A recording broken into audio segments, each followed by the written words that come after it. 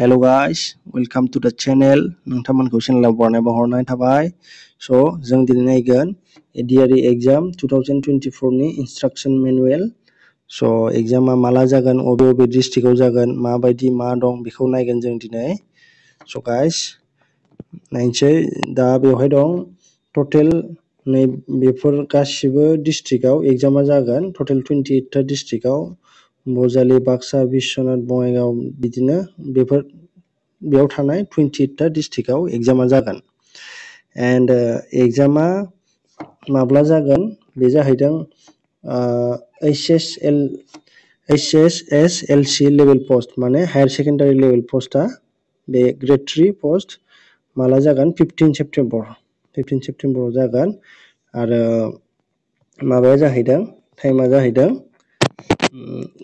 10:30 AM to 1:30 PM माने 3 घन्टानि exam जागोन। नाम्बार अफ केन्डिडेट्सआ नै बेयाव दं 11,23,204 माने टटेल केन्डिडेट एप्लाइ खालामनाया जाहैदों 11 लाखनिबो बारा।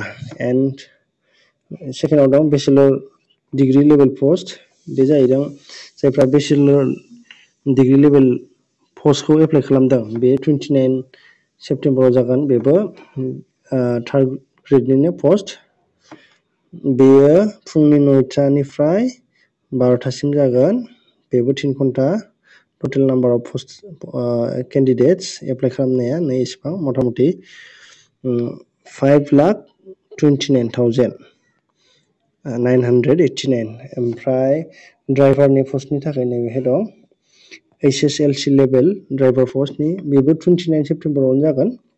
जायफ्रा ड्राइभारनि एग्जाम होगोन बे 1:30 PM देरटानिफ्राय 4:30 PM सिम जागोन, बेयो सेकेन्ड हाफआव जागोन।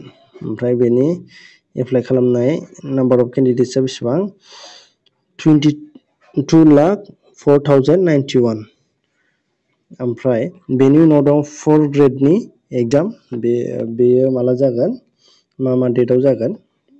4 ग्रेडनि एग्जामा जाहैबाय HSLC लेभेल पोस्ट माने मेट्रिक पास जानाय लेभेलनि पोस्टआ, बेयो 27 अक्ट'बराव जागोन।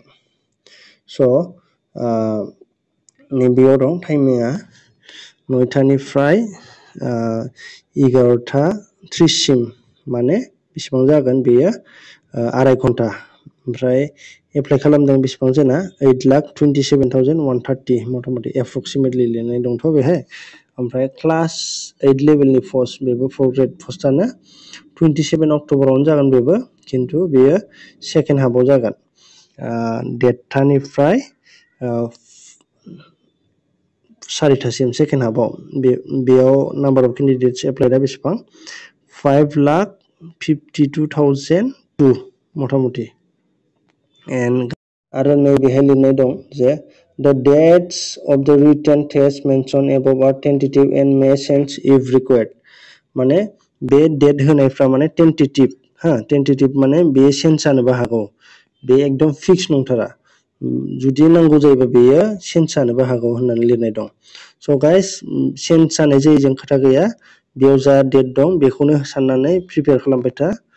Guys thank you for watching the video. And आंनि चेनेलाव माखासे मेथ्स, जिके, रिजनिं बेफोरनि कुइसन लानानै फैगोन, नोंथांमोना नायबानो जाबाय।